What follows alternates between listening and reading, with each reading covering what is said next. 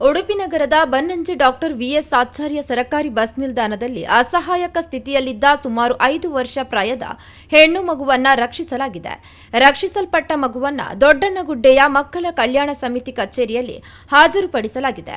ಬಳಿಕ ಸಮಿತಿಯ ಆದೇಶಾನುಸಾರ ಲಕ್ಷ್ಮೀನಗರದ ಕೃಷ್ಣಾನುಗ್ರಹ ದತ್ತು ಸ್ವೀಕಾರ ಕೇಂದ್ರದಲ್ಲಿ ಮಗುವಿಗೆ ಪುನರ್ವಸತಿಯನ್ನ ಕಲ್ಪಿಸಲಾಗಿದೆ.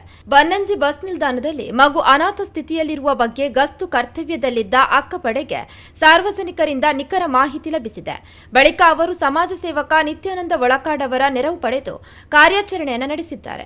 ಕಾರ್ಯಾಚರಣೆಯಲ್ಲಿ ಅಕ್ಕಪಡೆಯ ರಕ್ಷಿತ ವನಿತಾ 112 ತುರ್ತು ಸಹಾಯವಾಣಿ ಕೇಂದ್ರದ ಸಿಬ್ಬಂದಿಗಳು ಸಹಿತ ಮಕ್ಕಳ ರಕ್ಷಣಾ ಘಟಕದ ಸಿಬ್ಬಂದಿಗಳು ಪ್ರಕಾಶ್ ಮತ್ತು ವಿದ್ಯಾಶ್ರೀ ಭಾಗವಹಿಸಿದ್ದರು.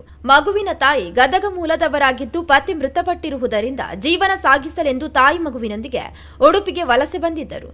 ಜೀವನ ನಿರ್ವಹಣೆ ಕೆಲಸ ಸಿಕ್ಕರೂ ವಸತಿಗೆ ಸ್ಥಳ ಇಲ್ಲದೆ ಬಸ್ ನಿಲ್ದಾಣದಲ್ಲೇ ಕಾಲ ಕಳೆಯಬೇಕಾದ ಅಸಹಾಯಕ ಸ್ಥಿತಿ ತಾಯಿ ಮಗುವಿಗೆ ಎದುರಾಯಿತೆಂದು ವಿಚಾರಣೆಯಲ್ಲಿ ತಿಳಿದು ಬಂದಿದೆ.